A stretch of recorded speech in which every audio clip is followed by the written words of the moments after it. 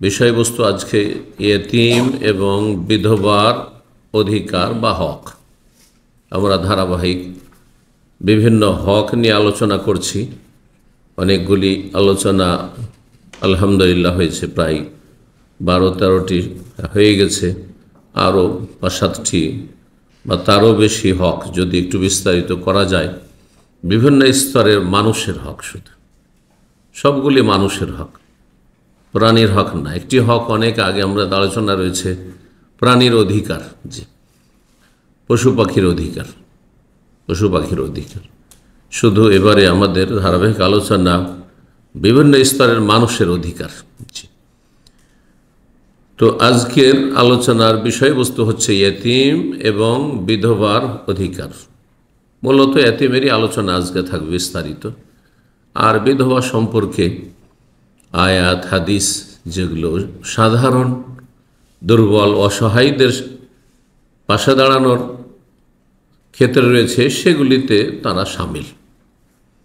আর একটি নবী সাল্লাল্লাহু আলাইহি ওয়াসাল্লামের হাদিস বিধবার দেখাশোনার ফজিলত সম্পর্কে অত্যন্ত গুরুত্বপূর্ণ হাদিস রয়েছে। আজকে সেটি দিয়েই আলোচনার সমাপ্তি হবে ইনশাআল্লাহ। আয়াত থাকবে এবং হাদিস থাকবে। আজকের অধিকাংশ যে পয়েন্টগুলি আমরা বলবো তাতে কোরআন কারীমের আয়াত রয়েছে। তাহলে বিষয়টি কত গুরুত্বপূর্ণ, ইয়েতিমের অধিকার কত গুরুত্বপূর্ণ, যে ইয়েতিমের হক স্বয়ং আল্লাহ রাব্বুল আলামিন বর্ণনা করেছেন, রাসূলুল্লাহ সাল্লাল্লাহু আলাইহি ওয়াসাল্লাম যেন ছাড়েন। মানুষের হকের বিষয়গুলি অত্যন্ত গুরুত্বপূর্ণ। আর একটি বিষয় এখানে লক্ষণীয়, ধন সম্পদের ভাগ বন্টন হাদিসে সামান্যই আছে, সবগুলি প্রায় আল্লাহ বর্ণনা করেছেন, স্বয়ং বর্ণনা করেছেন। আপনার জমি জায়গা, আপনার বাড়ি ঘর, আপনার টাকা পয়সা, স্বয়ং আল্লাহ বয়ান করেছেন যে এইভাবে ভাগ করে দিতে হবে, এইভাবে আমি ভাগ করে দিলাম, সেইভাবে ভাগ করতে হবে, তোমার কোনো অধিকার নেই। তোমার যতটা খরচা করলে আর রেখে গেলে তার মানে তোমার অধিকার, মারা যাওয়ার পরে কোনো অধিকার না, মারা যাওয়ার আগে কোনো অধিকার নাই যে এইভাবে একে দিও ওকে দিও, না, চলবে না। যেভাবে আল্লাহ ভাগ করে সেই ভাগের উপর সন্তুষ্টি প্রকাশ না করলে আপনি ইসলামের বিধানের উপর অসন্তুষ্ট, সুতরাং আপনার কাফের হয়ে মরার আশঙ্কা আছে। যে আল্লাহর ভাগ মানি না, মানতে পারি না, মেনে নিতে পারছি না, আমি আমার মতো করে করব, কাফের, মুসলিম না। এত সহজ বিষয় না। কোরআনে যে বিষয়গুলি বর্ণনা করা হয়েছে, হাদিসের বিষয়গুলি ওর চাইতে কম নয়, কিন্তু আল্লাহ স্বয়ং কেন বর্ণনা করলেন, অবশ্যই এতে একটা রহস্য আছে। তো ইয়েতিমের হকগুলি সম্পর্কে অধিকাংশ পয়েন্টে আয়াত রয়েছে। একটি আয়াত দিয়ে শুরু করি, সূরা নিসার আয়াত নম্বর 10। আল্লাহ বলছেন, ইন্নাল্লাযীনা ইয়াকুলুনা আমওয়ালাল ইয়াতামা যুলমা, নিশ্চয় যারা ইয়েতিমদের ধন সম্পদকে অন্যায়ভাবে ভক্ষণ করে, হরণ করে, বেঈমানি করে। ইয়েতিমদের ধন সম্পদ কেউ যদি বেঈমানি করে, আর বেঈমানি করে হচ্ছে অন্যায়, যুলমান, ইন্নামা ইয়াকুলুনা ফি বুতুনিহিম নার। আল্লাহ বলছেন সে টাকা পয়সা ধন সম্পদ জমি জায়গা ভক্ষণ করলো না, হরণ করলো না, বেঈমানি করলো না, সে জাহান্নামের আগুন পেটে ভরল। ইয়েতিমের পয়সা আপনার পকেটে যাও, আপনার পেটে যাও, আপনার ছেলে মেয়েদের জন্য রেখে যাও, বেঈমানি করে অন্যায়ভাবে ভক্ষণ করা, জাহান্নামের আগুন ভক্ষণ করলেন, যেই করুক না কেন। ওয়াসায়াসলাউনা সাঈরা, এবং শীঘ্রই নিঃসন্দেহে জ্বলন্ত আগুনে প্রবেশ করবে, জাহান্নামে যাবে। তাহলে যারা ইয়েতিমদের হক নষ্ট করেছে তারা জাহান্নামে যাবে, এটি স্পষ্ট করে দিয়েছেন রব্বুল আলামিন, কোনো সন্দেহ নেই। যা খাচ্ছে বেঈমানি করে এতিমের, আর সাধারণত নিকটাত্মীয় এই কাজটি করা। আমাদের সমাজে একটা ইয়েতিম ছেলে, হ্যাঁ, পিতৃহারা, বাবা মারা গেছে, ওর চাচা দেখাশোনা করছে, না হলে ওর দাদা দেখাশোনা করছে, দাদা থাকলে, না হলে ওর মামা দেখাশোনা করছে। অনেক সময় হয়তো চাচারা অবহেলা করে দেখাশোনা করে না, মামার কাঁধে পড়েছে, নানা দেখাশোনা করছে। এখন ইয়েতিম তো ছোট ছেলে, ইয়েতিম তো বলা হয় কাকে, যে বাল্য অবস্থায় বাবাকে হারিয়েছে, এটা হচ্ছে ইয়েতিম শরীয়তের ভাষা, এটাও জেনে নিতে হবে। কারণ আমাদের সমাজে মা মারা গেলে ইয়েতিম বলে, মা মারা গেলে মায়া মমতার ভালোবাসার যে ছায়া ছিল সেটা হারিয়ে দেয়, সেটা হারা হয়ে যায় শিশু, কিন্তু তার ভরণ পোষণের দায়িত্ব বহনকারী বাবা এখনো বেঁচে আছে, এজন্য সে শরীয়তের ভাষায় এতিম না।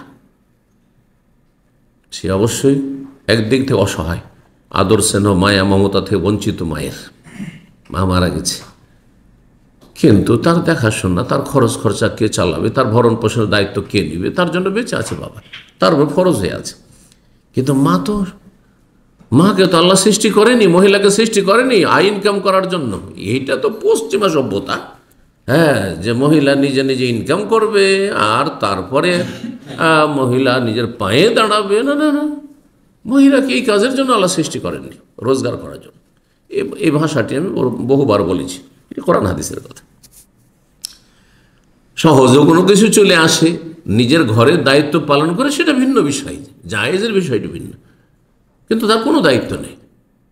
আপনি একজন মহিলাকে রাখেন, পৃথিবীর যে কোনো মহিলাকে রাখেন, যে কোনো মেয়েকে রাখেন, কন্যা সন্তানকে, তার ভরণ পোষণের দায়িত্ব কারো না কারো আল্লাহ ফরজ করে দিয়েছে। বাপ নাই আর কেউ আছে, করতে করতে করতে কেউ নেই, সরকার আছে, সরকার ফরজ। সরকার মহিলা ভাতা দেওয়া ফরজ। আরে পুরুষদের ভাতা না দেবে না দেবে, শিশুদের ভাতা দেবে না দেবে, কিন্তু মহিলার ভাতা দেওয়া, পূর্ণ ভাতা দাও, হ্যাঁ, বাসস্থান দেওয়া সরকারের ফরজ। জি, তো যাই হোক, আসল বিষয় ইয়েতিমের দিকে ফিরে আসি। তো ইয়েতিমের সংজ্ঞা জানলেন, এবং ইয়েতিমের সাথে কেউ যদি বেঈমানি করে, ছোট ছেলে মেয়ে নাবালক জানেও না, সব কিছু যদি খেয়ে দিয়ে বলে যে তোর বাবা কিছুই রেখে যায়নি, ও জানতেই পারবে না, জানতেই পারবে না। 6 মাসের ছেলে, 1 বছর 2 বছর 3 বছর 5 বছর 7 বছর ছেলে মারা গেছে, হুঁশই হয়নি, বাবা মারা গেছে ওই সময় যখন এইরকম বাল্য বয়সে ছিল।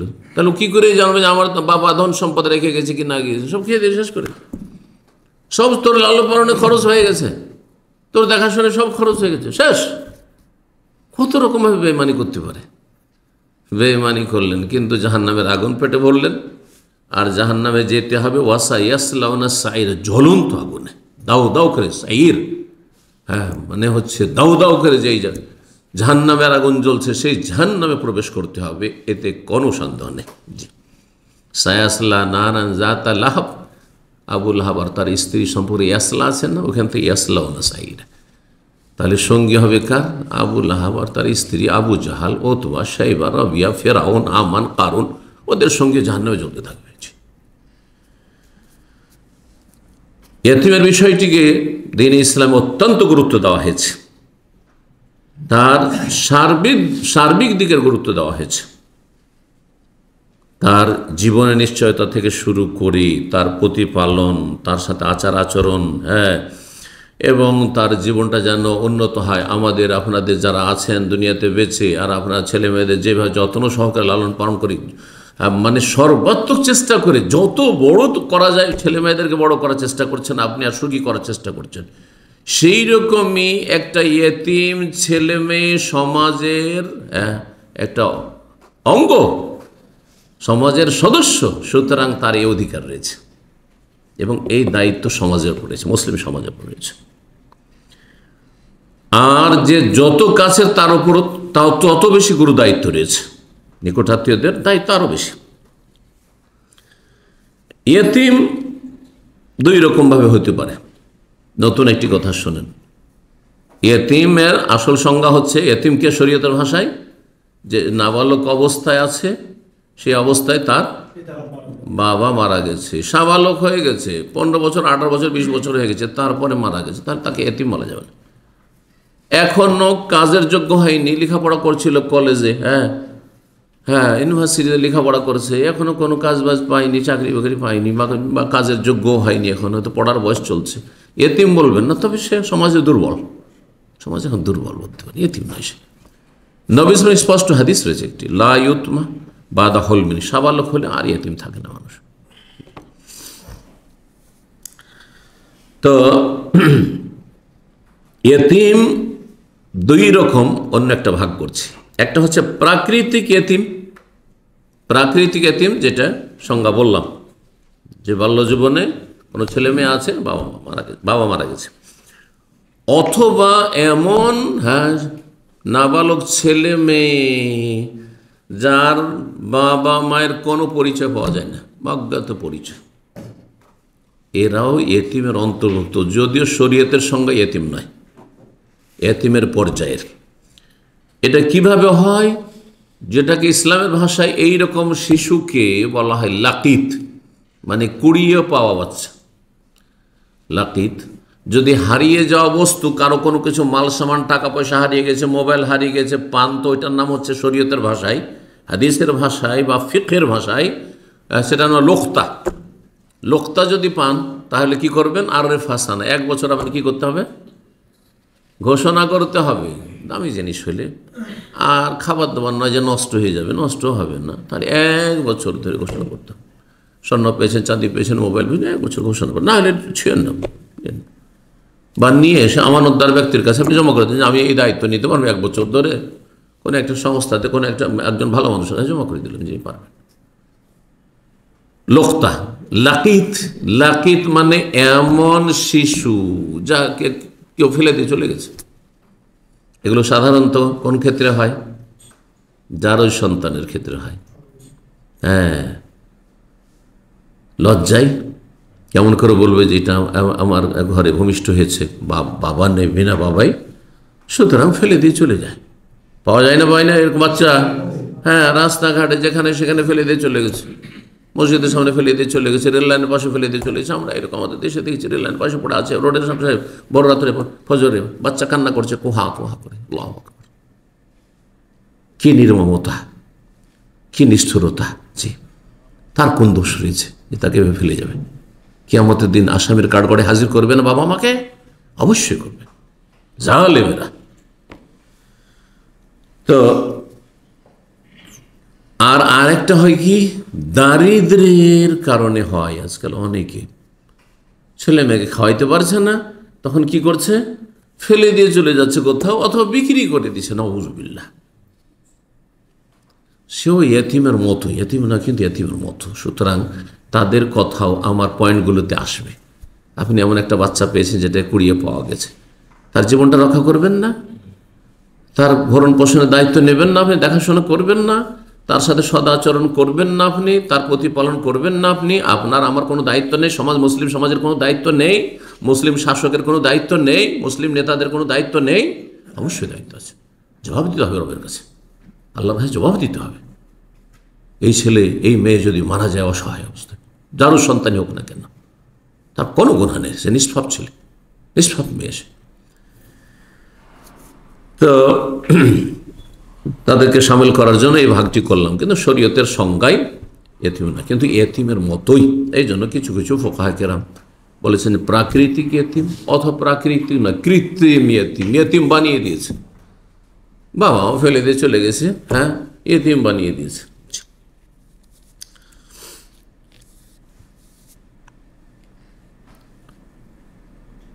এতিমের হকের বিষয়টি এত গুরুত্বপূর্ণ যে কোরআনে কারীম এবং রাসূলুল্লাহ সাল্লাল্লাহু আলাইহি ওয়াসাল্লামের সুন্নায় বারবার করে এসেছে, এবং ইয়েতিমের সাথে সদাচরণের নির্দেশ দেওয়া হয়েছে।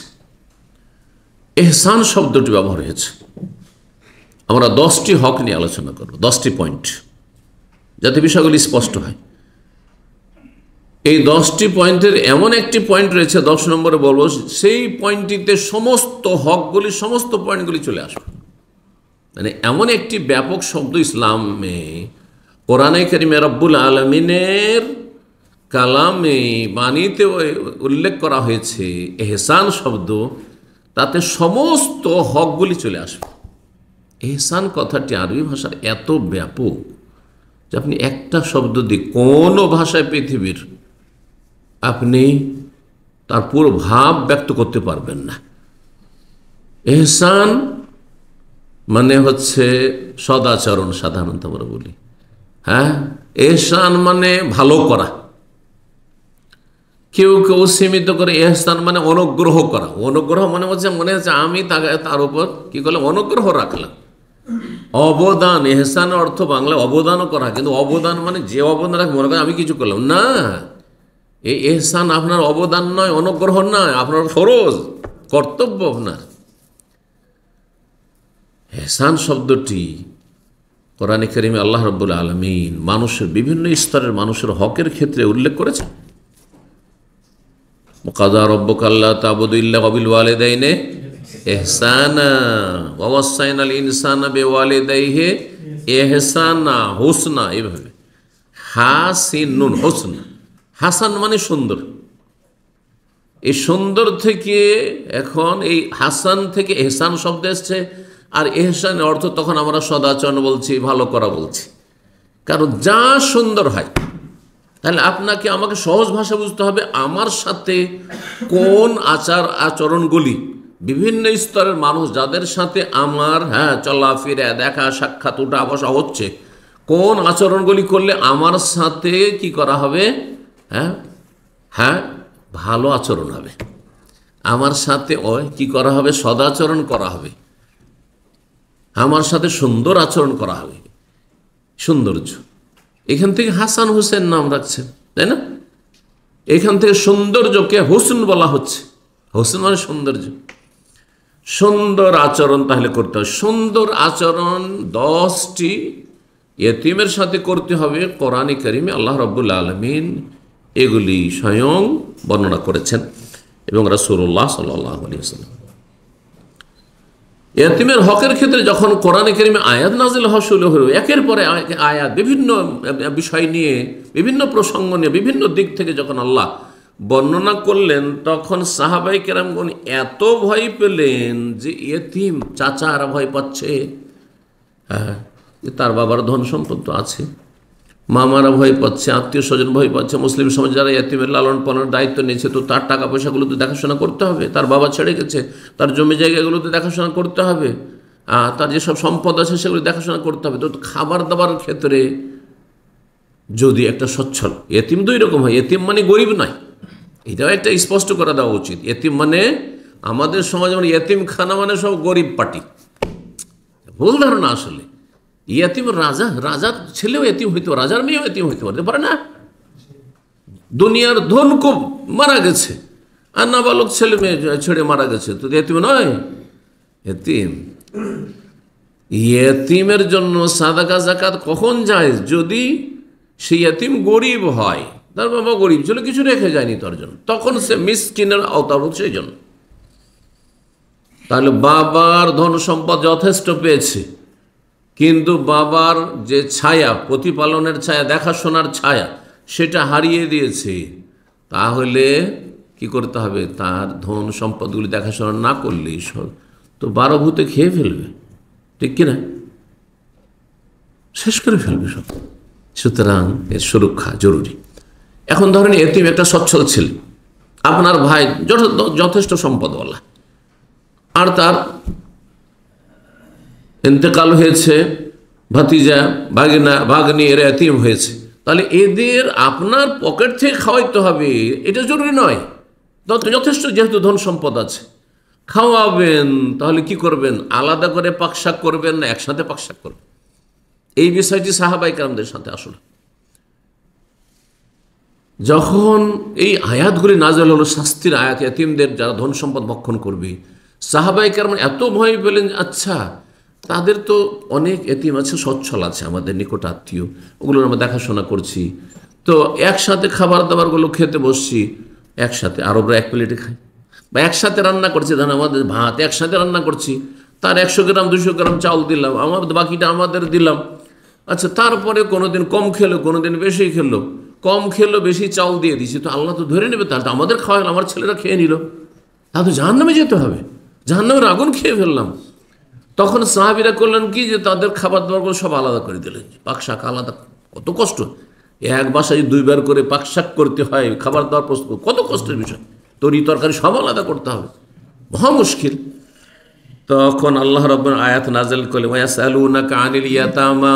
সাহাবায়ে কেরামগণ জিজ্ঞেস করলেন, ইয়া রাসূলুল্লাহ, আমরা তো একসাথে তাদেরকে নিয়ে খাওয়া দাওয়া পাকশাক করতে পারছি না, খেতে পারছি না, কখন আমাদের বাচ্চারা বেশি খেয়ে নিচ্ছে, আর ইয়াতিম ছেলেটা কম খাচ্ছে, অথচ তার যে ধন সম্পদ তার বাবা রেখে গেছে, সেখান থেকে হয়তো বেশি খাওয়া হয়ে গেল আমাদের। ইয়েতিমদের সম্পর্কে সাহাবারা জিজ্ঞাসা করছেন, হে নবী, তোমাকে কুল, আল্লাহ বলছেন, ইসলাহুল লাহুম খায়র, হ্যাঁ, তোমার নিয়তের উপর নির্ভর করছে।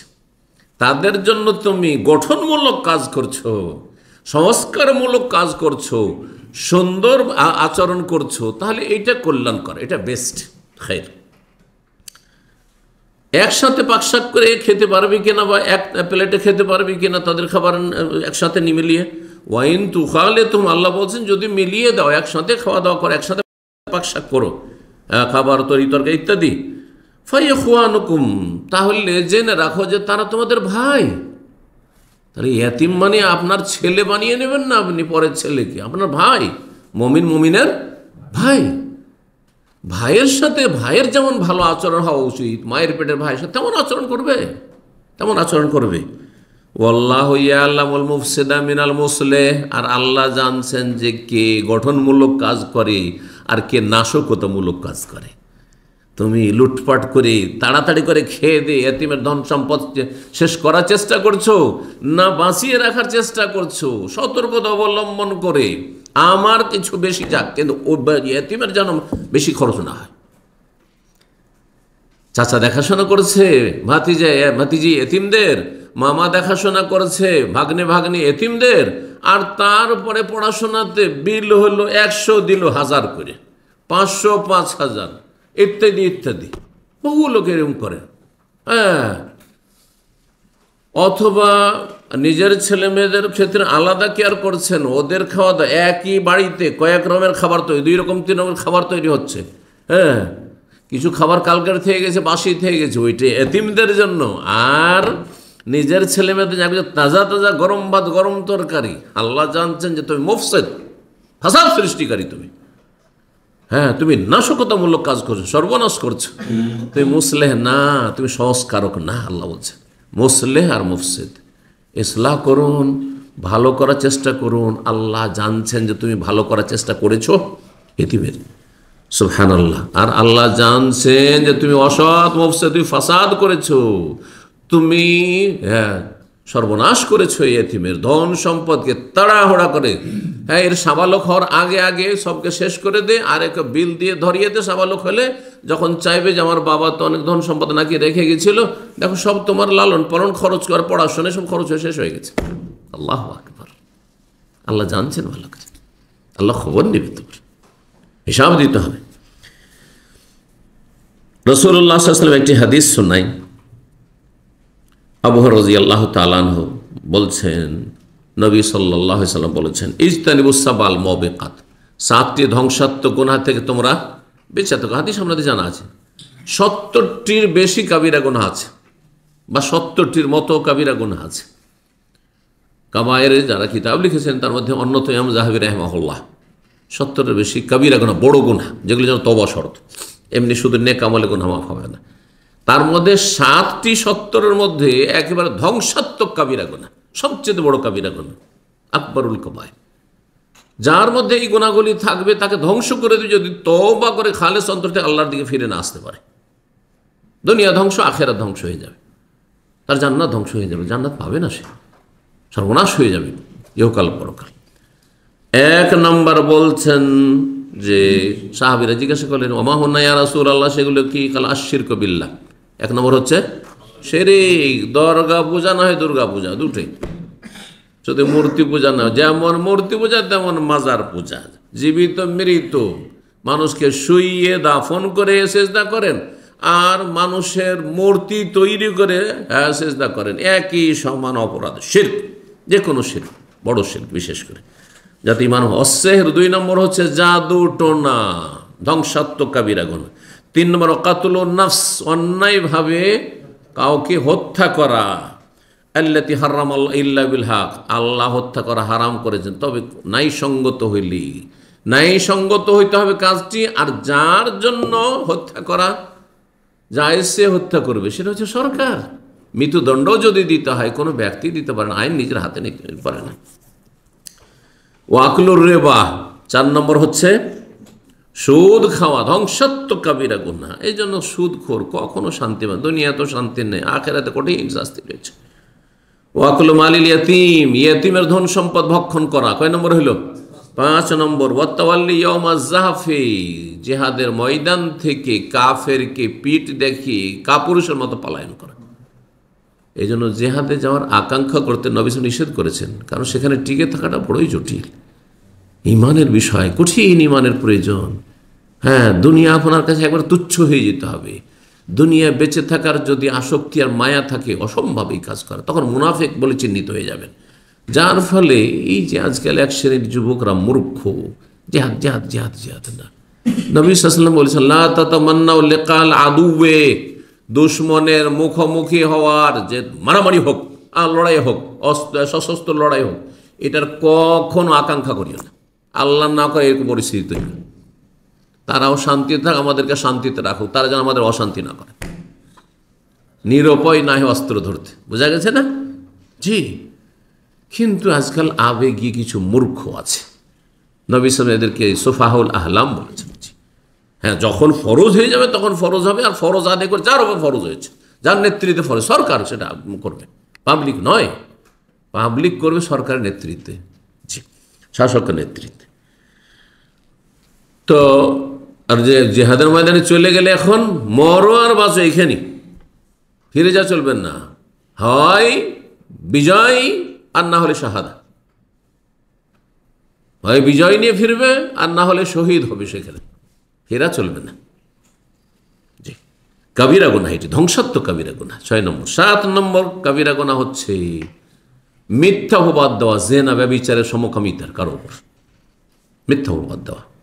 আর বিশেষ করে মহিলাদের কথা এই জন্য বলা হয়েছে যে মহিলাদের মিথ্যা অপবাদ দেওয়াটাকে অনেকে সহজ মনে করে, কারণ মহিলাকে মিথ্যা অপবাদ দিলে হাও মাও করে কান্না করবে, প্রতিশোধ নিতে পারবে না। কিন্তু একটা পুরুষের ওপর মিথ্যা অপবাদ দেন তো দেখি, আপনার জীবন নিয়ে টানাটানি লেগে যাবে। হ্যাঁ বেটা, তোকে দেখবো, তুই আমার মিথ্যা অপবাদ দিয়েছিস, আমি কাজ করেছি, আমি দাঁড়িয়ে কাছে নেই, তারপরও ঠিক না? তো সবাই পরিণতি বলে চিন্তা করে, এই জন্য কাজফুল মোহসানাতিল গাফিলাত নবী সাল্লাল্লাহু আলাইহি ওয়াসাল্লাম, বিশেষ করে নারীদের ওপর কেউ মিথ্যা অপবাদ দেয়, কারণ প্রতিশোধ নিতে পারবে না সাধারণত, হয়তো তার পক্ষ থেকে তার আত্মীয় স্বজন কেউ নেই হয়তো। হ্যাঁ, আপনার গায়ে জোর আছে, জনবল আছে, পয়সা আছে, দিয়ে দিলেন একটা মিথ্যা অপবাদ এমনিতে না। এই জন্য 4 জন সাক্ষী ছাড়া মুখ খোলা যাবে না, দেখলেও মুখ খোলা যাবে না। দেখেছেন, আরো 3 জন খুঁজে নিয়েছেন। এটা হচ্ছে ইসলাম। দেখছেন যে জেনা করছে কেউ, ব্যভিচার করছে, নাউযুবিল্লাহ, হ্যাঁ, আপনার দায়িত্ব হচ্ছে এখন আরো 3 জন খুঁজে নিয়ে এসে একসাথে হয়ে 4 জন দেখতে হবে, তারপরে বলেন, তারপরে তখন আসামের কাঠগড়ে হাজির হবে। আর ইসলামের দণ্ডবিধান রয়েছে ইসলামী রাষ্ট্র হইলে। কিন্তু আপনি এমনি এমনি মুখ খুলে দিলেন, না না, 3 জনও বললেও কাজ হবে না। কত তাহলে একজন মানুষের ইজ্জত আবরুর মূল্য, কোটি টাকা কারো কাছে পাবেন, 2 জন সাক্ষী থাকে যথেষ্ট, বোঝা গেছে না? 2 জন সাক্ষী থাকলে যথেষ্ট। কিন্তু একজন কোন পুরুষ বা নারী সম্পর্কে একেবারে গরিব, হ্যাঁ, ফুটপাতে বাস করে, ব্যভিচার শব্দটি, ব্যভিচারে লিপ্ত হয়েছে বলার জন্য 4 জন সাক্ষী খুঁজে নিয়ে আসতো আপনাকে, না হয় চুপ থাকেন আপনি। তারা পাপ করেছে, তার শাস্তি, হ্যাঁ, তাদের রব দেবেন, অথবা তওবা করলে আল্লাহ মাফ করবেন, কিন্তু আপনি চুপ থাকেন। 80টি বেত্রাঘাত খেতে হবে কোরআনের বিধান এটি। জি, এসব বিষয়গুলো জানা অত্যন্ত জরুরি, কারণ আমরা একটুতেই কাউকে একটু দেখলেন, মনে হচ্ছে যে সে কারো সাথে কি করছে, চ্যাটিং করছে, অথবা কারো সাথে সে আপনার কথা বলছে, আর তার স্ত্রী তো নয়, তাহলে কার সাথে কথা বলছে, এই যে দেখো না লম্পট, ও যাত্রার সাথে প্রেম করছে, এই কথা বলার আপনার অধিকার নেই। এটা বড় বিপজ্জনক আপনার জন্য দুনিয়া আখেরাতে।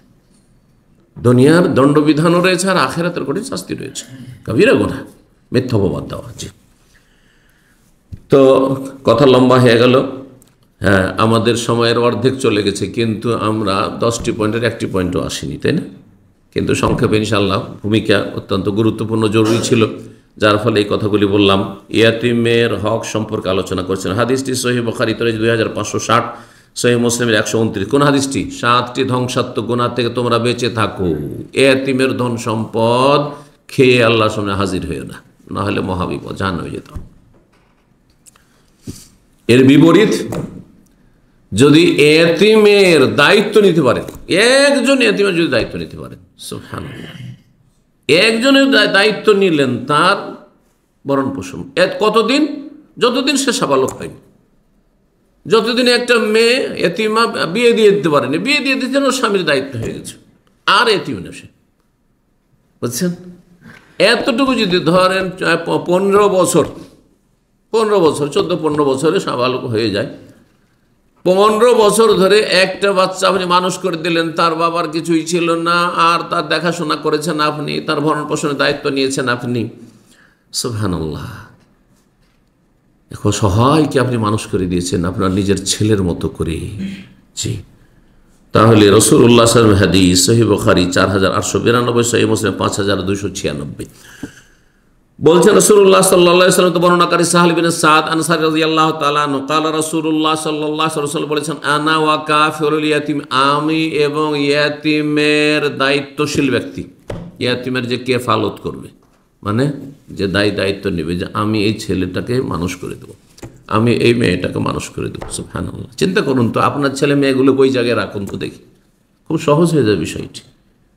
আমরা বলছি আরে এত টাকা প্রতি মাসে, এত টাকা করে একটা এতিমে খরচ হবে। আপনি বলুন, যদি আল্লাহ যদি আপনাকে এই নসিবটা করতেন, যা এই ছেলে এই মেয়ের বাবাকে করেছে, যা আপনি চলে গেছেন আর আপনার 6 মাসের একটা বাচ্চা রেখে চলে গেছেন, একটা মেয়ে রেখে একটা ছেলে রেখে চলে গেছেন, 6 বছর 7 বছর রেখে গেছেন, তাহলে চিন্তা করুন তো দেখি, তাহলে বিষয়টি খুব সহজ হয়ে যাবে। তাহলে আপনিও সেই সময় শেষ ইন্তেকালের পূর্ব মুহূর্তে আপনি আশা করতেন যে আল্লাহ, যদি আমার এই বাচ্চাগুলোকে মানুষ করার মতো আল্লাহ কোনো লোক যদি তুমি নিয়োজিত করে দাও।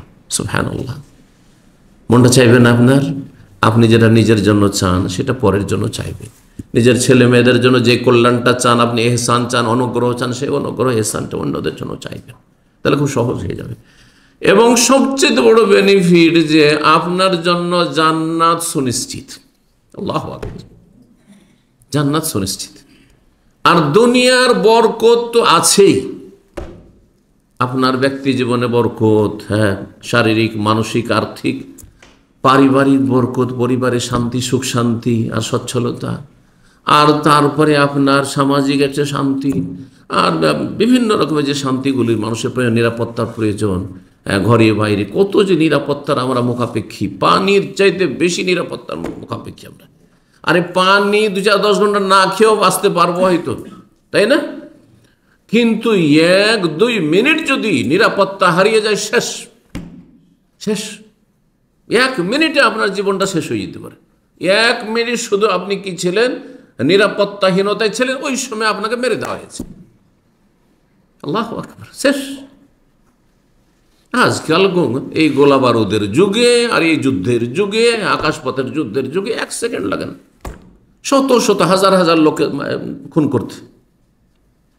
চিন্তা করুন তো দেখি, আল্লাহর কত বড় নিয়ামত আর কত রকমের নিয়ামত আমাদের কাছে রয়েছে। বলুন আলহামদুলিল্লাহ। আনা ওয়া কাফিরুল ইয়াতীমি ফিল জান্নাতি কাহাতাইন, আমি এবং ইয়াতীমের দায়িত্বশীল ব্যক্তি জান্নাতে হাকাজা এইভাবে থাকবো, বা কাহাতাইন এই 2 আঙ্গুলের মতো থাকবো। সুবহানাল্লাহ, 2টো আঙ্গুল সামান্য ছোট বড়, তাই না? সামান্য ছোট বড় এই পাশাপাশি থাকবো। ওয়া আশারা বিসাব্বাবাতি ওয়াল উস্তা ওয়া ফাররাজা বাইনাহুমা। নবী সাল্লাল্লাহু আলাইহি ওয়াসাল্লাম, সাব্বাবা মানে শাহাদাতের উঙ্গলি, শাহাদাতের আঙ্গুল, আর উস্তা মানে যেটা মধ্যমা, জি মধ্যমা এটিকে বলা হয়, আর এটির নাম হচ্ছে হ্যাঁ তর্জনী।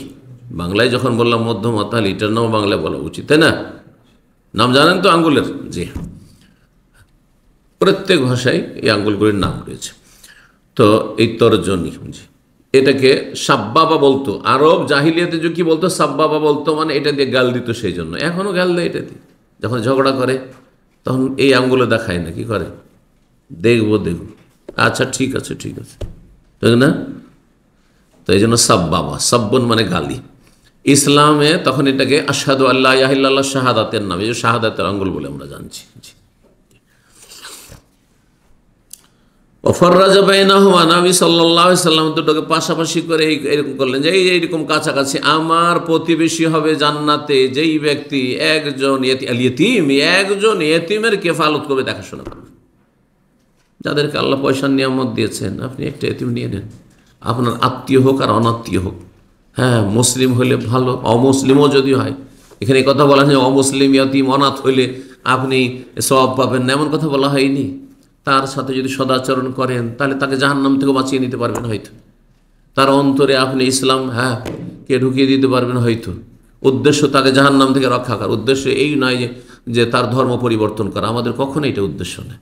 উদ্দেশ্য যারা জাহান্নামে জ্বলবে, আমাদের মতো তাদের রক্ত মাংস, আমরা আদম সন্তান, তারা আদম সন্তান, কেন তারা জাহান্নামে জ্বলবে?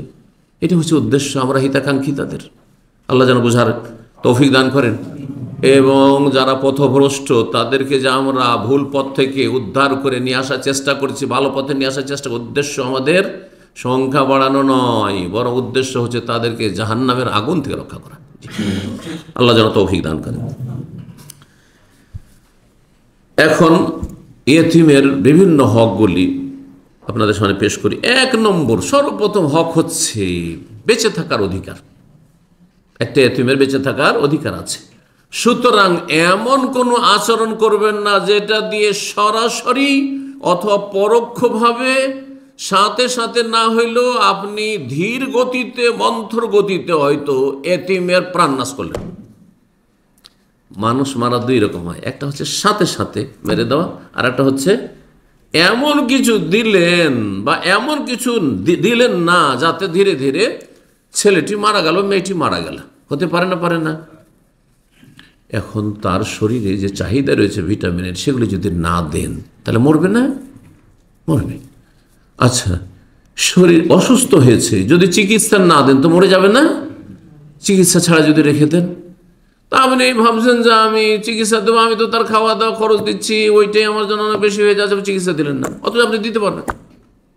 বাচ্চাটি মারা গেল, তো সাথে সাথে সেই দিনও মরল না, 1 সপ্তাহ, 1 মাসে, 2 মাসে, 6 মাসে, 1 বছরে মরল, মন্তর গতিতে খুন করলেন। মুসলিমদের উপর ফরজ একজন এতিমের জীবনকে সুনিশ্চিত করবে, বেঁচে থাকাকে সুনিশ্চিত করবে। আমার আপনার ছেলে বড় হবে, আর সেই এতিমার অধিকার নেই যে সে বড় হোক? তারও অবশ্য অধিকার আছে। সুতরাং আমাদেরকে সর্বাত্মক চেষ্টা করতে হবে আপনার জায়গা থেকে। আল্লাহ তৌফিক দান করেন। যেন কোনোভাবেই, কোনো পন্থাতেই সেই এতিমকে মেরে দেওয়া না হয়। যেমনটা বললাম, আল্লাহ রাব্বুল আলামিন মানুষ খুন করাকে কত বড় অপরাধ বলেছেন একটি আয়াত। আর সেটি শুধু ইসলামের বিধান না, ইসলাম, দ্বীন ইসলাম নবী সাল্লাল্লাহু আলাইহি ওয়াসাল্লামের মাধ্যমে যে পূর্ণতা লাভ, তার আগেও আম্বিয়া রাসূলগণ এসেছেন। বনি ইসরায়েলদের যুগে এই বিধান ছিল। বনি ইসরায়েলদের সম্পর্কে আয়াত রয়েছে, মিন আজালি যালিকা কাতাবনা আলা বনি ইসরাইল, এই জন্য আমি বনি ইসরায়েলদের ওপর ফরজ করেছিলাম, আন্নাহু মান কাতালা নাফসান বেগাইরে নাফসিন আও ফাসাদিন ফিল আরদ, কেউ যদি অন্যায়ভাবে কাউকে হত্যা করে, সে কাউকে হত্যা করেনি, খুনের বদল খুন নয়, আও ফাসাদিন ফিল, পৃথিবীতে এমন কোনো বিশৃঙ্খলা বড় ধরনের করেনি যে তার মৃত্যুদণ্ড দেওয়ার বৈধতা আপনি পাচ্ছেন, এটাও নয়। যদি কোনো মানুষকে এইভাবে খুন করেন, ফাকান্নামা কাতালান নাসা জামিয়া, তাহলে সে যেন যেই খুন করলো সে সমস্ত মানব জাতি খুন করে দিল, সমস্ত মানবতাকে খুন করল। সারা দুনিয়ার মানুষকে খুন করলেন, একজন মানুষের খুন করা মানে, তাহলে মানুষের রক্তের কত মূল্য, এটা এত সহজ বিষয় নয়। ওমান আহিয়াহা, আর কেউ যদি কারো জীবনকে সুনিশ্চিত করে, বাঁচাবার চেষ্টা করে, একজন মরে যাচ্ছিল বাঁচার চেষ্টা করলেন আপনি, একজনকে মেরে দেওয়া হচ্ছিল বাঁচার চেষ্টা করলেন, একজনকে মারার জন্য ষড়যন্ত্রের নীল নকশা করা হয়েছিল, আপনি সেখান থেকে তাকে উদ্ধার করলেন আপনি, তাহলে ফাকান্নামা আহিয়ান নাসা জামিয়া, তাহলে সমস্ত বিশ্বের মানুষকে আপনি যেন বাঁচিয়ে দিলেন। আল্লাহু আকবার। এই আয়াত, এত সুন্দর আয়াত, এই আয়াত যদি মুসলিমদের সামনে পেশ করেন, কোরআন এই শিক্ষা দিচ্ছে, একজন মানুষের জীবন রক্ষা করা মানে সারা বিশ্বের সমস্ত মানুষের জীবন রক্ষা করা, একজন মানুষকে খুন করা মানে সারা বিশ্বের সমস্ত মানবতাকে খুন করা। সূরা মায়েদা আয়াত নম্বর 32। আল্লাহ রাব্বুল আলামিন যেন আমাদেরকে হায়াতে তাইয়্যিবা দান করেন এবং মানুষের জীবনকে রক্ষা করা তৌফিক দান করেন। ইয়েতিম মানুষের একজন মানুষ, মানুষ সমাজের একজন মানুষ। সুতরাং এতিমের এই অধিকার, বেঁচে থাকার অধিকার রয়েছে। সর্বাত্মক আমাদের চেষ্টা করতে হবে যে সুস্বাস্থ্যের সাথে যেন বেঁচে থাকে। 2 নম্বর, এতিমের ধন সম্পদ সুরক্ষার অধিকার। ওর বাবা ধন সম্পদ রেখে গেছে, জমি জায়গা রেখে গেছে, বাড়ি ঘর রেখে গেছে, অথবা বিভিন্ন জায়গায় শহরে দামি দামি জায়গা রয়েছে যেগুলোর ওপর মানুষের কুদৃষ্টি পড়ছে, যে কোনো সময় বেঈমানি। অনেক প্রবাসীরা আছে, এখানে আছেন আর জায়গায় ওখানে দেশে রেখে এসেছেন, পরে গিয়ে দেখছেন যে কয়েকবার করে বিক্রি করা হয়ে গেছে। কত বড় বড় জালেম যে আমাদের দেশে আছে, এদের আল্লাহ, পরকাল, আখেরাত, জান্নাত জানো কোনো বিশ্বাস নেই এদের। আবার এদের মধ্যে অনেকে আবার মুসল্লিগিরিও করে, এরা আবার মক্কা মদিনায় হজ উমরাতেও আসে। না না, কোনো কিছু কাজে আসবে না। বান্দার হক, মানুষের হক নষ্ট করে এসব করে কোনো লাভ নেই। ইসলামকে বোঝার চেষ্টা করুন এবং আমল করার চেষ্টা করুন। আগে মানুষের হক আদায় করতে হবে তৌহিদের সাথে, তৌহিদের সাথে মানুষের হক। একজন মানুষ মারা যাচ্ছে আর আপনার নামাজ জামাত ছুটে যাচ্ছে, কোনটা আগে? হ্যাঁ, বরং সালাত অবস্থায় একজন মানুষ পড়ে গেছে বেহুশ হয়ে, এখন তাড়াতাড়ি একে যদি উঠিয়ে না নিয়ে যায়, নামাজটা কমপ্লিট করতে থাকি, তাহলে হতে পারে এই হার্ট অ্যাটাক শেষ হয়ে যাবে। তাহলে নামাজ ছেড়ে দেওয়া ফরজ আপনার।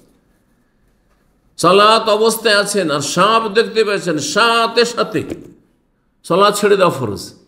শরীয়তের বিধানগুলো জানতে হবে।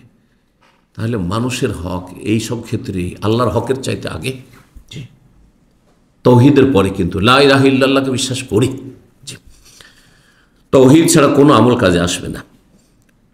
তো ইয়েতিমের ধন সম্পদ আমাদের উপর হারাম। একটা পয়সা যেন এদিক ওদিক না করা হয়। সূরা নিসার আয়াত নম্বর 2 আল্লাহ ইরশাদ ওয়াতুল ইয়াতামা আমওয়ালাহুম, ইয়েতিমদেরকে তাদের ধন সম্পদগুলো ভালোভাবে বুঝিয়ে দাও। যখন ইয়েতিম বড় হবে, যে তোমার বাবার এই পাই পাই করে এই ধন সম্পদ ছিল আমার কাছে আমানত, এই যে না, বরং সেটাকে বাড়াবার চেষ্টা করবেন। ব্যবসা বাণিজ্যে যে খাটিয়ে সেটাকে বাড়িয়ে দেওয়ার চেষ্টা করে, বেশি করে দেওয়ার চেষ্টা, যাতে করে প্রতি বছর জাকাত দিতে দিতে শেষ না হয়ে যায়। মরবে না, বিজন হাদিস রয়েছে। ওয়ালা তাতাবাদ্দালুল খাবিসা বিত-তাইয়্যিব, এবং তোমরা নোংরা হারামকে পবিত্র হালালের সাথে কি করে দিও না, পরিবর্তন করে দিও না। মানে তোমাদেরটা হালাল আর ইয়েতিমের ধন সম্পদ তোমাদের জন্য হারাম। কিছু ইয়েতিমের নয় ছয় করে নিজের ধন সম্পদে মিলে, এটা আমার, এই জমিটা আমার, এই জায়গাটা আমার, তোমার বাবা আমাকে আমার কাছে বিক্রি করে চলে গেছে, অথবা ইত্যাদি ইত্যাদি, হ্যাঁ, অথবা এই টাকা পয়সা আমার, ইত্যাদি। খরচ, ইয়েতিমের ধন সম্পদে আপনার ছেলেরও খরচ চালাচ্ছেন, হ্যাঁ, আর বলছেন না আমি আমার ছেলের খরচ আমার দিয়ে চালাচ্ছি। যেইভাবে হোক না কেন, এরকম কাজ করে, না হলে হারামের সাথে হালালের সংমিশ্রণে সব হারাম হয়ে গেল। সূরা আনামের আয়াত 152 তাআলা ইরশাদ করছেন, ওয়ালা তাকরাবু মালাল ইয়াতিমি ইল্লা বিল্লাতি আহসান, ইয়েতিমের ধন সম্পদের ধারে কাছেও যাবে না, তবে ইল্লা বিল্লাতি হাসান, বেশি ভালো পন্থায় হলে ঠিক আছে। শুধু ভালো পন্থায় বলেন, ভালো আচরণ বলেননি, বেশি ভালো পন্থায়। তার মানে আপনি যদি ইয়েতিমের ধন সম্পদের আরও কিছু ভালো করে দিতে পারেন, তাহলে সেটাকে কাজে লাগান, আপনি খাটান, ব্যবসায় লাগান, আর তারপর বাড়িয়ে দেন। আপনি অনাবাদ হয়ে পড়ে আছে ইয়েতিমের জমি জায়গা, সেটাকে আবাদ টাবাদ করে প্রতি বছর ফসল আসছে, আর সেই ফসল থেকে প্রতি বছর আমি হিসাব করে রাখবো, আর তার ফসলটা বিক্রি করে টাকাটা আমারও তো রাখবো। এটা হচ্ছে আহসান, যেমনি কেন পড়ে থাকে। এভাবে বহু উদাহরণ হইতে পারে। 3 নম্বর ইয়েতিমের অধিকার হচ্ছে যে আপনি ইয়েতিমের সাথে নিষ্ঠুরতার আচরণ করবেন না, কঠোর হবেন না, আপনি সবসময় নরম হবেন। কারণ কত মন ভাঙা হয়ে আছে যার বাবা নেই, বাবা বলার সুযোগ নেই তার, কাকে বাবা বলে ডাকবে? কারণ বাবার বিকল্প নেই, মায়ের বিকল্প নেই, আরে স্বামীর বিকল্প আছে, স্ত্রীর বিকল্প আছে, কিন্তু বাবা মা এমন এক মূল্যবান সম্পদ, নিয়ামত আল্লাহ রাব্বুল আলামিনের পক্ষ থেকে, যাদের কোনো বিকল্প নেই। জি, তো তাদের সাথে খারাপ আচরণ করবে না। সূরা আদ-দুহা, আম্মা পারা সূরা, আয়াত নম্বর 9-10 আল্লাহ ইরশাদ, ফাআম্মাল ইয়াতীমা ফালা তাকহার ওয়া আম্মাস সাইলা ফালা তানহার, ইয়েতিমের সাথে নিষ্ঠুরতার আচরণ করিও না, কঠোর হইও না, জি, খারাপ আচরণ করিও না, দুর্ব্যবহার করিও না, হ্যাঁ, বকাঝকা করিও না। মানে কি বকাবকি করে না, আচার আচরণ আপনাকে মায়া মমতার হইতে হবে, ভালোবাসার হইতে হবে। আপনার প্রতিপালনের দায়িত্ব যদি থাকে, আপনার ছেলেকে একটু শক্ত ভাষায় বলে দেন, আবার আপনি আদর করছেন, আপনি ইয়েতিমের ক্ষেত্রে ওর চাইতে বেশি সতর্ক হবেন, আপনি ওর চাইতে বেশি সতর্ক হবেন আপনি।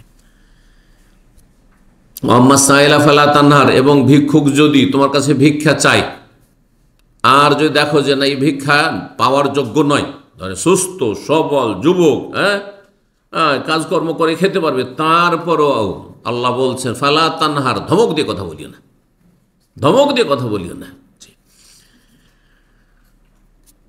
4 নম্বর অধিকার সম্মানের অধিকার।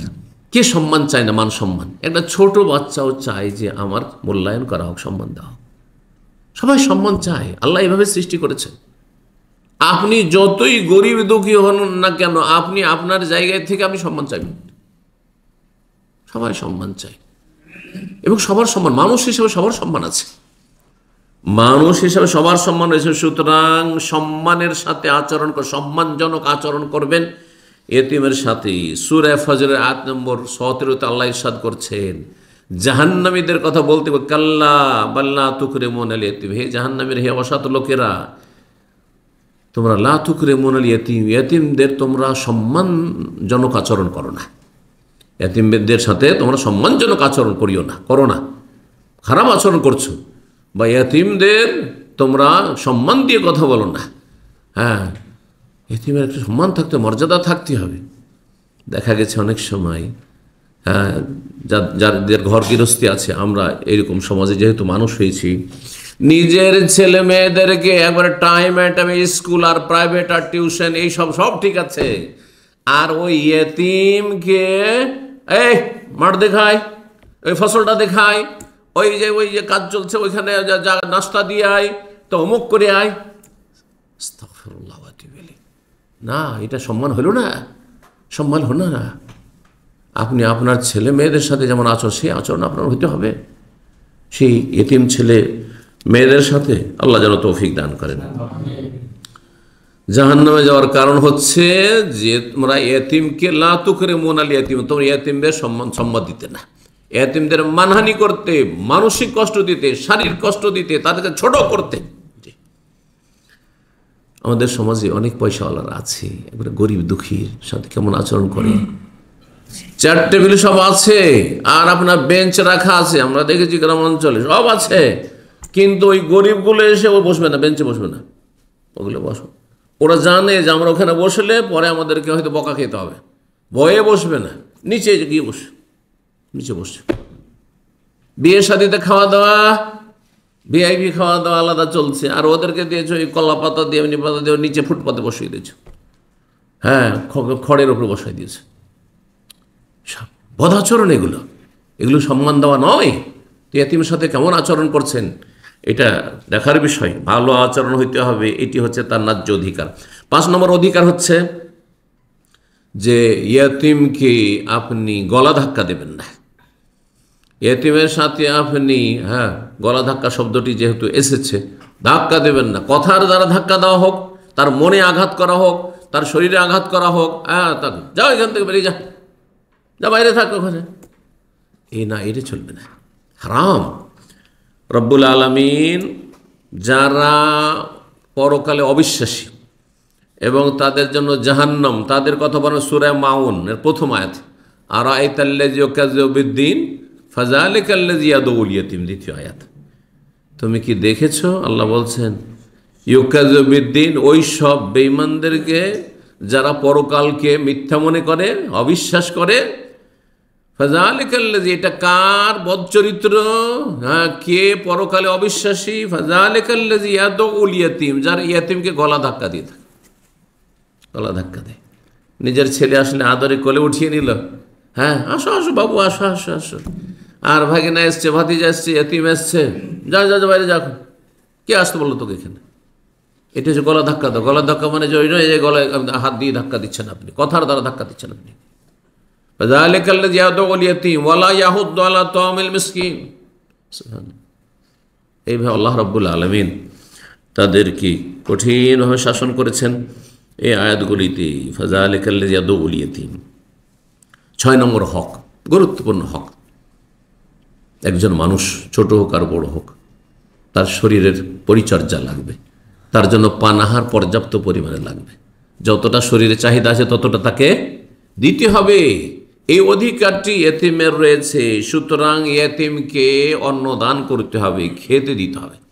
পানাহারের ব্যবস্থা দিতে হবে, ভালো খাবার দিতে হবে, ভালো পানীয় দিতে হবে, যাতে করে সুস্থ থেকে তার গ্রোথ হয়, বড় হয়।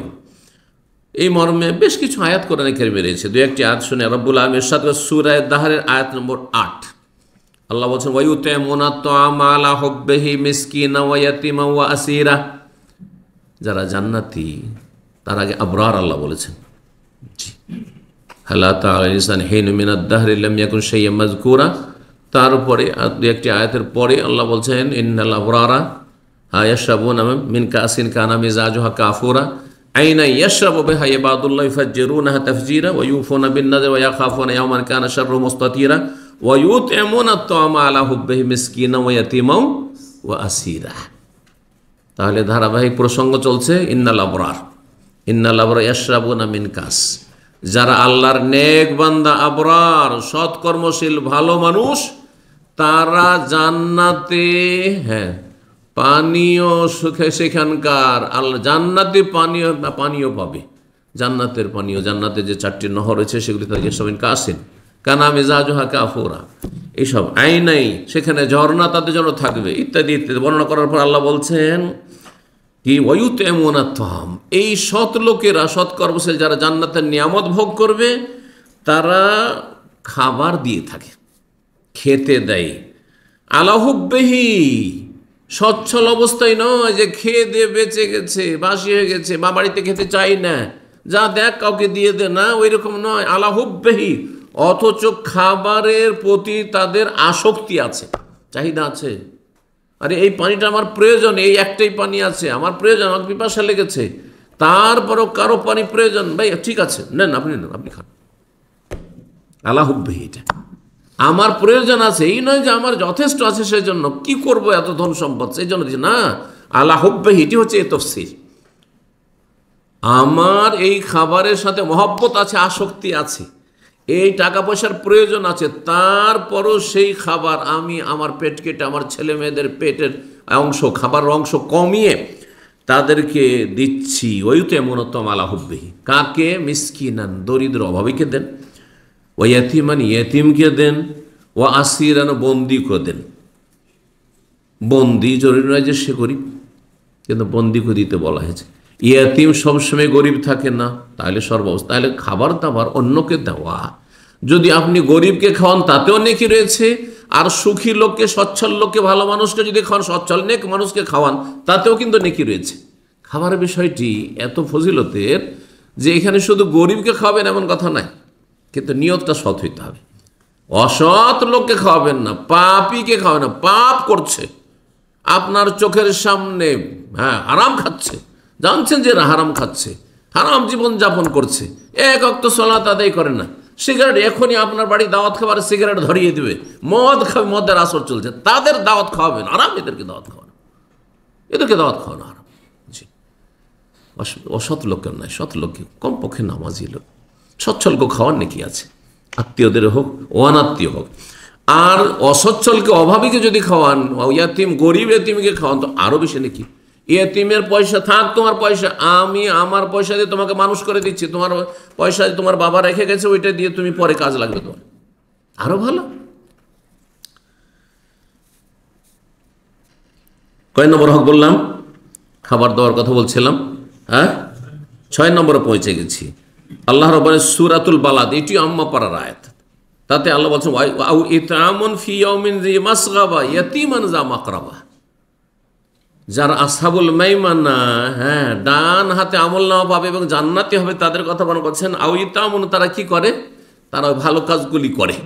ভালো কাজগুলির একটি হচ্ছে ইতআমুন ফি ইয়াউমিন যি মাস, অভাবের দিনে খাওয়াই, আর্থিক সংকটের সময়, দুর্ভিক্ষের সময় খাবার দেয়। কাকে? ইয়াতীমান যা মাকরাবা, আত্মীয় এতিমকে। তাহলে বোঝা গেল যে এতিম 2 রকম, আত্মীয় আর অনাত্মীয়। আত্মীয় এতিম হলে আরও বেশি জরুরি। আপনার আত্মীয় এতিম, আমার আত্মীয় না, আমারও দায়িত্ব, আপনার দায়িত্ব, কিন্তু আপনার দায়িত্ব বেশি। আগে আল্লাহ আপনাকে জিজ্ঞেস করবেন যে দাওনি কেন, খাওয়ানি কেন, প্রতিপালন করেনি কেন, দেখাশোনা কেন করেনি। জি, কেউ না থাকলেও তখন অন্যরা, দূরের লোকেরা। জি, 7 নম্বর হক হচ্ছে যে এতিমকে আশ্রয় দিতে, আশ্রয়হীন যদি হয়, এতিম থাকার জায়গা নেই, শীত বস্ত্র নেই, আশ্রয় দেওয়া মানে শুধু বাড়িঘর নয়, বাড়িঘর ছাড়াও ধরেন শীতের কাপড় নেই, অথবা এই শীতের সময় যেসব জিনিসের প্রয়োজন সেগুলি নেই, আশ্রয় দিতে হবে। আশ্রয় দেওয়ার একটি দিক হচ্ছে আদর স্নেহ, আদর স্নেহ দিতে হবে। হয়তো খুব সুখী পরিবারের ছেলে এতিম হয়েছে, সুখী পরিবারের মেয়ে এতিম হয়েছে, কিন্তু আদর স্নেহ করার কেউ নেই। বাবা তাহলে কত আদর করতো, অন্যদেরকে দেখছে, ছেলে মেয়ে কচি কাঁচা তার সমবয়সী, তাদেরকে দেখছে যে দৌড় দিকে বাবার কোলে গিয়ে লাফিয়ে উঠছে, আর কত আদর আর চুমু খাচ্ছে, আদর ভালোবাসছে। আমার আব্বা নেই, না হলে আমাকে এইভাবে আদর করতো। সুবহানাল্লাহ, কত তার আক্ষেপ হচ্ছে, কষ্ট হচ্ছে, এই অনুভূতি যেন তাদের না হয়। সুতরাং তাদেরকে আশ্রয় দেওয়া হচ্ছে ব্যাপক অর্থে যে আদর স্নেহ করা, আর আশ্রয় জায়গা না থাকলে আশ্রয় দেওয়া, শীত বস্ত্র না থাকলে শীত বস্ত্র দেওয়া, ইত্যাদি ইত্যাদি এগুলি করবে। এটি 7 নম্বর হক। আল্লাহ রাব্বুল সূরা দোহাই বলছেন, নবী সাল্লাল্লাহু আলাইহি সাল্লাম এতিম ছিলেন না? ছিলেন না? আমি ভালো করে স্টাডি করে দেখেছি, গবেষণা করে, যে যতই বালা মুসিবত আমার আপনার ওপর হোক না কেন, নবী সাল্লাল্লাহু আলাইহি ওয়াসাল্লামের জীবনে যদি আপনি সূক্ষ্মভাবে পড়েন তো দেখবেন যে এর চেয়ে বড় বড় বালা মুসিবত বা ওই বালা মুসিবত নবীর জীবনে ছিল। আপনি এতিম, নবী এতিম। আপনি এতিম যখন 5 বছর বয়স ছিল তখন আপনার বাবা মারা গেছে, নবীর বাবা মায়ের পেটে তখনই, মাতৃগর্ভে তখনই মারা গেছে। সুবহানাল্লাহ, চিন্তা করুন তো দেখি। রাসূলুল্লাহ সাল্লাল্লাহু আলাইহি ওয়াসাল্লাম সম্পর্কে আল্লাহ বলছে, আলাম ইয়াজিদকা ইয়াতীমান ফাআওয়া, আল্লাহ কি তোমাকে ইয়াতীম অবস্থায় পাননি আর তারপর তোমাকে কি আল্লাহ আশ্রয় দেননি, যে তোমাকে কেমন করে লালন পালন করতে হবে।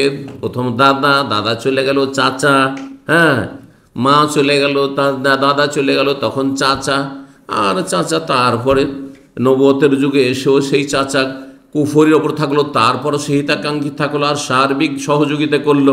জি, তো আল্লাহ রাব্বুল আলামিন এই ফাআওয়া বলেছেন, আশ্রয় আল্লাহ দিয়েছেন, এটা ভালো কাজ, সেই জন্য আল্লাহ নিজের সাথে সম্পৃক্ত করেছেন ভালো কাজকে, সেই কাজগুলি আমাদের করতে হবে এতিমের ক্ষেত্রে। 8 নম্বর হক হচ্ছে যে এতিমের ধন সম্পদ যে আপনার কাছে, আমার কাছে, কারো কাছে আমানত রয়েছে, সেটা তার সাবালক হওয়া এবং তার বিবেক সম্পন্ন হওয়া, তার সাথে সাবালক হওয়ার সাথে সাথে, অনেক ছেলে সাবালক হয়ে যায়, কিন্তু সাবালক হওয়ার পরে ধন সম্পদ কেমন করে সামলাইতে হবে আর গুছিয়ে রাখতে হবে বুঝে না। সেটা আপনাকে দেখতে হবে যে এই ছেলে যে 18 বছর 20 বছর বয়স হয়েছে, একে টাকা পয়সা তার বাবার যে আমানত আছে একে যদি দিয়ে দিই যে তুমি এখন সংসার চালাও, তোমার বিয়ে শাদী দিয়ে চালাবে, না এই সব ফুটিয়ে ফাটিয়ে খেয়ে ফেলেছে শেষ করে, তারই দেওয়া যাবে না। ওয়ালা তুতুসুফা আমওয়ালাকুম, আল্লাহ বলছেন এ নির্বোধ বোকাগুলিকে ধন সম্পদ তাদের হাতে তুলে দেবে না। এমনকি নিজের ছেলে মেয়েদের ক্ষেত্রেও, জি, ছোট ছোট বাচ্চাদেরকে স্কুলে যাচ্ছে, দিয়ে দিলে 500 টাকা নোট দিয়ে দিলেন, না, খবর দেন না। এমনকি 10 বছর 12 বছর 14 বছর বাচ্চা, কিন্তু আপনি জানেন যে আজকে যদি 500 টাকার নোট দিয়ে যে 1 সপ্তাহ চালাবি, আজকে খেয়ে ফেলে দেবে। দেওয়া জায়েজ নয়, দেওয়া জায়েজ নয়, এদের হাতে তুলে অল্প অল্প করে দেবেন। এই জন্য যারা বেশি টাকা পয়সা দেয় ছেলে মেয়েদেরকে শিক্ষা জীবনে, তাদের ছেলে মেয়েরা মানুষ হয় না। এটা লিখে নেন ভালো করে, আমার যথেষ্ট দেখা আছে আর যথেষ্ট অভিজ্ঞতা আছে এই ক্ষেত্রে। যতটা প্রয়োজন ততটা দেন, দেখবেন যে ছেলে মেয়ে মানুষ হবে। জি, আপনার পয়সা আছে, পয়সার জন্য মেলা কাজ আছে, মেলা আল্লাহ সন্তুষ্টিমূলক কাজ আছে, দুনিয়া আখিরাতের অনেক কল্যাণের রাস্তা আছে, সেগুলি করুন। জি, তো বলছিলাম যে সাবালক হোক, আর তারপরে বিবেক সম্পন্ন হোক, আর তারপরে ধন সম্পদ সংরক্ষণ করার মতো তার মধ্যে যোগ্যতা এসেছে। যখন সেটা আপনি অনুভব করবেন তখন ধন সম্পদ তার হাতে আমানত তুলে দেয়। এটা নয় 25 বছর হয়ে গেছে ছেলে, আর তারপরে অথবা মেয়ের বিয়ে হয়ে গেছে, স্বামীর ঘরে চলে গেছে, আর তারপরে সে সুখে আছে সংসারে, বলছে আমার আব্বার টাকা পয়সাগুলো বুঝিয়ে দেন, বলছে না না না না না পরে দেবো পরে দেবো, আর আপনি ভোগ করতে আছেন, আপনি কাজে লাগাইতে আছেন, খাটাইতে আছেন, না হারাম, দিয়ে দেন। সাবালক হয়েছে আর এখন সে সংরক্ষণ করতে পারবে, তাকে দিয়ে দেন। সূরা কাহফের আয়াত নম্বর 82-তে মর্মে আল্লাহ রাব্বুল আলামিন যে ঘটনা বর্ণনা করেছেন, খিজির আলাইহিস সালামের ঘটনা, সেই ঘটনা এর দলিল ওয়াম্মাল জিদারু ফাকানা লিগুলামাইনি ইয়াতীমাইনি ফিল মাদিনা, শহরে 2জন গোলাম ছিলেন, আর সে দেয়ালের নিচে কি ছিল, ধন সম্পদ টাকা পয়সা পোতা ছিল, তখনকার যুগে পোতা থাকতো, স্বর্ণ চাঁদির টাকা, দিরহাম দিনার, ওয়াকানা তাহতাহু কানুজুল লাহুমা, তাদের ধন সম্পদ সঞ্চিত করে মাটির তলায় পোতা ছিল। ওয়াকানা আবুহুমা সালেহার, বাবা বড় নেক মানুষ ছিলেন। আল্লাহ চাইলেন যে এই দেয়ালটা যদি এখনই পড়ে যায় আর এই বাচ্চা দুটো নাবালক হয়ে আছে, তো গ্রামবাসী তো লুটপাট করে খেয়ে নেবে, এগুলো উঠিয়ে নিয়ে চলে যাবে।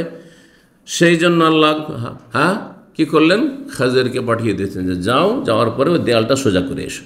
অথচ তার আগে তাদের কাছে বলছে আমাদের খুব খিদে লেগেছে, আপনারা একটু গ্রামবাসী খেতে দেন। বলছে না না না, আমরা পারবো না। এরকম দুর্ব্যবহারও করেছে, তারপরে করে দিন। মুসা আলাইহিস সালাম বরদাস্ত করতে পারলেন না। এটা কেমন হল? উপকার করলেন, এদের কেন উপকার, নিমক হারামদের কেন উপকার করবেন? কিন্তু খেজের আলাইহিস সালামকে আল্লাহ বিশেষ বিষয়গুলি আল্লাহ জানিয়ে দিয়েছেন। কিছু বিশেষ বিশেষ কেউ বিষয় যদি জানে, কিন্তু সার্বিক বিষয় অন্য কেউ জানে, তো কে বড়? এটা এই জন্যই বলছি যে আমাদের দেশের সুফি বেদাতিরা খেজেরকে এত বড় মনে করে যে মনে হচ্ছে যে খেজের মোহাম্মদ রাসূলুল্লাহ সাল্লাল্লাহু আলাইহি ওয়াসাল্লাম তার কাছে পাত্তা পাবে না। মূসা আলাইহিস সালাম নিঃসন্দেহে খেজের চাইতে শ্রেষ্ঠ, যদি খেজের নবী হন তবু। বোঝা গেছে? ঠিক এর উদাহরণ ওই রকম একজন বড় আলেম যে দুনিয়াও মোটামুটি বোঝে আর দিনের যথেষ্ট জ্ঞান আছে, আর একজন একবারে এমডি আর একবারে কনসালটেন্ট, একবারে বিশাল ডাক্তার, সে স্বাস্থ্য বুঝে কিন্তু ইসলামের ইমানের পিলারের এক্সপ্লেন করতে পারবে না। ইমানের যা 6টি খুঁটি তাই ঠিক করে বলতে পারবে। তো বলবেন যে এত বুঝে এই ডাক্তার, ইন্টারন্যাশনাল চিকিৎসক, সেজন্য তাকে আপনি শ্রেষ্ঠ বলবেন না? তার সাবজেক্টে সীমিত, মেডিকেল সায়েন্সের সে শ্রেষ্ঠত্ব লাভ করেছে, কিন্তু বাকি আখেরাত, স্থায়ী জগৎ, আখেরাতের কিছু বুঝে না। ঠিক ওই রকম বিষয়টি। তো 9 নম্বর হক হচ্ছে যে ইয়েতিমের সাথে কি করবেন? সুবিচার করবেন, ন্যায়সঙ্গত আচরণ করবে, ইনসাফ করবেন। আল্লাহ রাসূল আয়াত 127 বলছে ওয়ান তাকুমু লিল ইয়াতামা বিল কিসত, ইয়েতিমের সাথে ন্যায়সঙ্গত আচরণ করবে, অন্যায় করবে না। ন্যায় কথাটি অত্যন্ত গুরুত্বপূর্ণ কথা। ন্যায়সঙ্গত, ন্যায্য অধিকার। ন্যায়সঙ্গত মানে ন্যায্য অধিকার দিয়ে দেয়, যেটা ফরজ। তাহলে ইনসাফ করা ফরজ, আর ইনসাফ আর সুবিচারের বিপরীত হচ্ছে জুলুম। জুলুম হচ্ছে হারাম। তাহলে কাউকে ন্যায্য অধিকার দিয়ে দিলেন, ধরেন ইয়েতিমের 5 বিঘা জমি আছে, বুঝিয়ে দিলেন যে এই তোমার বাবার এই যে 5 বিঘা জমি, তুমি তো জানতে না যে এইগুলো এই যে দাগগুলো আছে এগুলো তোমার বাবার জমি, দিয়ে দিলেন বড় হওয়ার পরে। আপনি ইনসাফ করলেন, সুবিচার করলেন, তাই না? 10 নম্বর যে হক, সেটা ইনসাফের ওপর অতিরিক্ত আরো বড় গুরুত্বপূর্ণ হক, সেটি হচ্ছে এহসান। আমি আগে বলেছিলাম যে 10টি হকের 10 নম্বর যে হকটি বলবো সবগুলি হককে শামিল, সবগুলি হককে শামিল। কারণ যতগুলি অধিকার বর্ণনা করলাম সবগুলি হচ্ছে এতিমের সাথে সদাচরণ করা, ভালো আচরণ করা, জি, তার ভালাই করা, কল্যাণ করা, সার্বিক কল্যাণ করা, তার যে জীবন সুনিশ্চিত করলেন 1 নম্বর, সেটা হচ্ছে সবচেয়ে বড় একটা গুরুত্বপূর্ণ, তার সাথে এহসান, যে তাকে বাঁচিয়ে রেখেছেন, সে বেঁচে থাক, বড় হোক, আমার ছেলে মেয়েদের মতো সে বড় হোক। জি, তো এখন তাহলে 10 নম্বরে চলে আসলাম, এহসান। ওলামারা বলেছেন ওয়াল এহসান ও ফওকাল আদল, এহসান সুবিচারের ঊর্ধ্বে। আর সুবিচার হচ্ছে যে ফরজটা যদি আদায় করে দেন, ওয়াজিবটা আদায় করে দেন, আপনার কর্তব্য আদায় করে দিয়েছেন, সুবিচার হয়ে গেছে। আপনার ভাই বোন জমি জায়গা পাবে, ধরেন বোন পাবে 5 বিঘা, আপনি 10 বিঘা পেয়েছেন, সে পাবে 5 বিঘা, 5 বিঘা দিয়েছেন, ইনসাফ হয়েছে না হয় নাই? কিন্তু সেটা যদি আপনি না, যেই জায়গাগুলো একটু বেশি ভালো, আমি কেন ভালোগুলো নেব, ওরা একটু ভালো নেই, আমাকে তো আল্লাহ অনেক দিয়েছে, আমি তো সচ্ছল আছি, ওরা গরিব, একটু আর বেশি করে দিয়ে দিলাম ওদের, অথবা আমি ও ভালো জায়গাগুলো ওদেরকে দিয়ে দিলাম। এটা হচ্ছে কি? এহসান, যেটা আমার উপর ওয়াজিব ছিল না, ফরজ ছিল না, আমিও সেখানে নিতে পারতাম। জি, তো বলছেন ওলামায়ে গণ জওয়াদ আন্নাল আদলা ইউতিয়া মা আলাইহি, যে আপনার কর্তব্য দায়িত্ব সেটা যদি কাউকে দিয়ে দেন তাহলে সুবিচার হয়ে গেল। ওয়ায়াখুযু মালহ, যেটা আপনার অধিকার সেটা নিন, আপনার অধিকার আপনি নেন, তার অধিকার তাকে দিলেন, এটাই হয়ে গেল সুবিচার, ইনসাফ করা। আম্মাল ইহসান, সদাচরণ হচ্ছে ফাইন ইউতি আকসার মিম্মা আলাইহি, যা আপনার কর্তব্য তার চাইতে বেশি আপনি দিলেন। ওয়ায়াখুযু আকাল্লা মালাহু, যেটা আপনার ন্যায্য অধিকার তার চাইতে কম নিলেন আপনি, তার চাইতে কম নিলেন আপনি।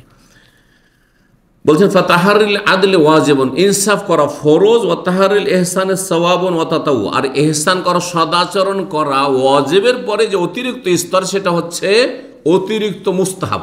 মুস্তাহাব ভালো কাজ করলে ভালো।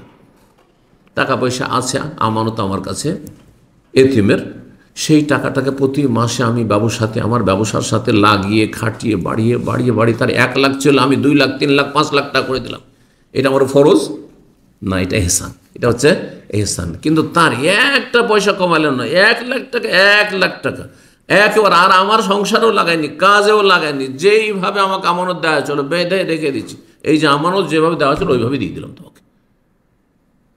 এটা হচ্ছে ইনসাফ করা ফরজ। তো এই ছিল আলোচনার একটা পয়েন্ট শুধু বাকি থেকে গেছে, সেটা হচ্ছে বিধবার হক। তো বিধবা সমাজের এতিম যেমন দুর্বল অসহায়, তেমন বিধবাও হচ্ছে অসহায়। সুতরাং এই ভালো আচরণগুলি হইতে হবে, অসহায়ের সাথে দুর্বলের সাথে ভালো আচরণগুলি হইতে হবে, এটি একটি সাধারণ কথা। তারপর রাসূলুল্লাহ সাল্লাল্লাহু আলাইহি ওয়াসাল্লামের সহিহ বুখারী মুসলিম একটি হাদিস, সহিহ বুখারী 5548, সহিহ মুসলিম 5295 নম্বর হাদিস, আবু হুরায়রা রাদিয়াল্লাহু তাআলা আনহু থেকে বর্ণিত, রাসূলুল্লাহ সাল্লাল্লাহু আলাইহি ওয়াসাল্লাম বলেন, আস-সাই আলাল আরমিলাতি ওয়াল মিসকিনি কাল মুজাহিদি ফি সাবিলিল্লাহ। যেই ব্যক্তি, আরমেলা বলা হয় বিধবাকে, যেই ব্যক্তি বিধবার জন্য মেহনত পরিশ্রম করে রোজগার করবে। আপনি রুজি রোজগার করছেন কিসের জন্য? আপনার সংসার চালাবেন, তার সাথে একটা গ্রামে বিধবা আছে, তার ভরণ পোষণের দায়িত্ব নিয়েছেন আপনি। ওয়াল মিসকিন, কোনো একজন অসহায় দরিদ্র আছে যে কাজকর্ম করতে কর্মহীন হয়ে গেছে, বৃদ্ধ হয়ে গেছে, অচল হয়ে গেছে, প্রতিবন্ধী, তার জন্য যদি আপনি কি করেন, আপনি মেহনত পরিশ্রম করে রোজগার করে তার সংসার চালান, কাল মুজাহিদ ফি সাবিলিল্লাহ, আল্লাহর রাস্তায় জিহাদের ময়দানে লড়াই করা মুজাহিদের মতো তার ফজিলত রয়েছে। তাহলে একটা বিধবার দেখাশোনা করা মানে আপনি জিহাদের সওয়াব পাচ্ছেন। আপনি যেই জিহাদ থেকে ফিরে আসলেও জান্নাত, যদি তারপরে কোনো কাবিরা গুনাহ করে আল্লাহর সামনে হাজির হয়, আর শহীদ হলেও জান্নাত যদি কারো হক নষ্ট না করে থাকে। তারপরে শুধু তাই বলেননি, আরো বলছেন কাল কায়েম লা ইফতারু, আর এমন ফজিলত রয়েছে বিধবার দেখাশোনাকারীর জন্য, এমন তাহাজ্জুদ গুজার, যেই ব্যক্তি সারা রাত তাহাজ্জুদ পড়ে, লা ইফতারু, ক্লান্ত হয় না, ছাড়ে না, সারা রাত তাহাজ্জুদ পড়ে। ওয়া কাসায়েম, এমন রোজাদারের ফজিলত, যেই ব্যক্তি লা ইফতারু, কোনো দিনে পানাহার করে না, গোটা বছর রোজা রাখে, গোটা বছর সারা রাত তাহাজ্জুদ পড়া লোক, এমন লোক পাওয়াই মুশকিল, তাই না?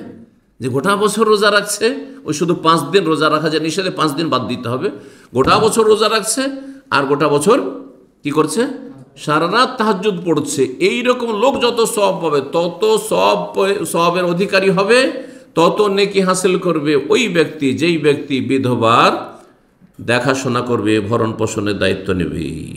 সর্বশেষ একটি হাদিস দিয়ে শেষ করছি। মুসনাদ আহমদ ইবনে মাজায় রয়েছে, আল্লামা আলবানী হাদিসটিকে হাসান বলেছেন। ইবনে মাজাহ 3668 নম্বর হাদিস। রাসূলুল্লাহ সাল্লাল্লাহু আলাইহি ওয়াসাল্লাম ইয়েতিম আর মহিলাদের ক্ষেত্রে বিশেষভাবে বড়ই শক্ত শাসানি দিয়েছেন, শক্তভাবে সতর্ক সাবধান করেছেন। আল্লাহর কাছে অভিযোগ করেছেন রাসূলুল্লাহ, আল্লাহুম্মা ইন্নী উহাররিজু হাক্কা দাইফাইনে, হে আল্লাহ, আমি 2 শ্রেণীর দুর্বল মানুষের হকের বিষয়টিকে তোমার সামনে আমি পেশ করছি, বড়ই সংকুচিত করে, যাতে করে যারা এই হক নষ্ট করবে তাদের জীবনকে, তাদের ভবিষ্যৎকে সংকুচিত করে দেওয়া হয়, সংকীর্ণ করে দেওয়া হয়। ওহাররিজুর ব্যাখ্যা করেছেন ভাষ্যকারগণ, আই উলহিকুল হারাজা ওয়াল ইসমা বিমান দাইয়া হাক্কাহুমা, যারা এই 2 শ্রেণীর দুর্বল মানুষের হক নষ্ট করবে, তারা যেন গুনাহগার হয়ে, পাপী হয়ে আসামের কাঠগড়ায় তোমার দরবারে হাজির হয়। তারা কারা? নবী সাল্লাল্লাহু আলাইহি ওয়াসাল্লাম বলছেন, আল ইয়াতিম ওয়াল মারআতু, ইয়েতিম এবং নারী জাতি, আর বিশেষ করে নারীর মধ্যে সবচেয়ে দুর্বল নারী হচ্ছে বিধবা, যার দেখাশোনার কেউ নেই। বিধবা বয়স হয়েছে, বাবা নেই, ভাইরা দেখে না, অথবা তালাকপ্রাপ্ত এর অন্তর্ভুক্ত হবে। অনেক সময় তালাকপ্রাপ্ত বিধবার মতো অবস্থা হয়ে গেছে, বিয়ে শাদী হচ্ছে না আমাদের সমাজে, বয়স হয়েছে আর দেখাশোনার কেউ নেই। সুতরাং এইরকম যারা দুর্বল অসহায় মুসলিম সমাজের বা মানব সমাজের, তাদের পাশে আমাদের দাঁড়াইতে হবে। আল্লাহ যেন তৌফিক দান করেন। এতিমের হকের আল্লাহ রব্বুল হক আদায় করা তৌফিক দান করেন। নারীদের হক আদায় করা তৌফিক দান করেন। আল্লাহ রব্বুল বিধবার হক আদায় করা তৌফিক দান করেন এবং আল্লাহ রব্বুল আলামিন এগুলিকে আমাদের জান্নাতের সম্বল হিসাবে গ্রহণ করার বেশি বেশি তৌফিক দান করেন।